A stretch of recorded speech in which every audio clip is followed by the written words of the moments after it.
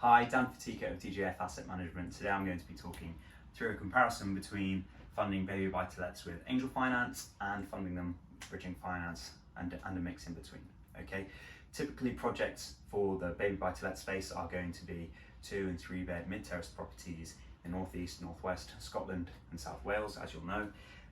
Average loan amounts from 25k up to 100, but 50 is around the middle mark for most, I suppose. So that's going to be our figure for today's comparison. Okay, so for a £50,000 loan, you are looking at really funding the purchase for a buy-to-let. If you're to do this with angel finance, it's between 6 and 10%, but as an average, people are raising angel funds around about 8%. So we'll use that as the example today.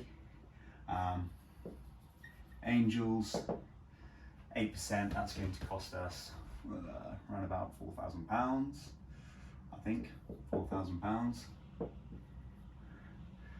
8%.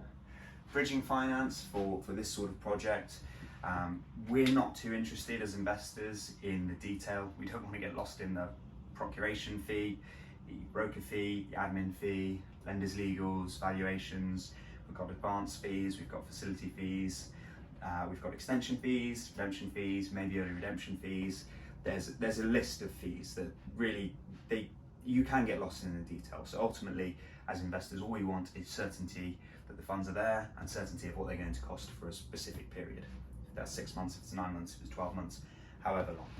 Okay, so for our 9-month bridge for a £50,000 loan, it's going to be around about the £8,000 mark. Bridge.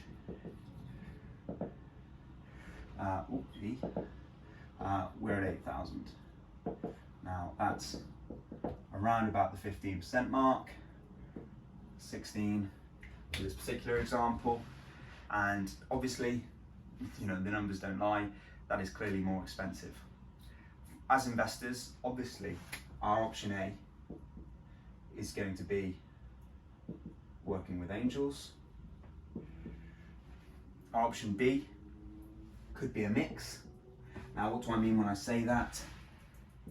A mix of bridging and angels could be buying with a bridge and executing on it very quickly in 2 to 4 weeks, because there is that certainty and speed of funding, and then repaying maybe after 2 or 3 months with a much cheaper form of finance. That's your angel. Whilst you finish off the refurb, maybe wait for the 6-month period to pass before replacing that angel with a buy-to-let mortgage. Or finally, of course, most costly, 100% bridging. Now that is sitting on a bridge for 6 to 9 months at around about 15% and paying for it. Of course, it's more expensive, numbers are black and white, but having that in the toolkit is something that's worthwhile, especially when you're looking at a buy-to-let that with these fees factored in is still going to be returning 20, 25, 30% plus per annum for how many years going forward. It is a long-term game, and bridging finance is a tool that can be in your arsenal to make sure that you're able to execute on deals at short notice. Maybe if you haven't absolutely closed angels just yet. I'm speaking to investors all the time. Traditionally, they do get the runaround from angels, but in the COVID era, even bridging finance companies have been slow, opaque, maybe not as transparent and certain as they should be. That's where we are in the market: speed, transparency and certainty. If we can help you with any projects, please do reach out.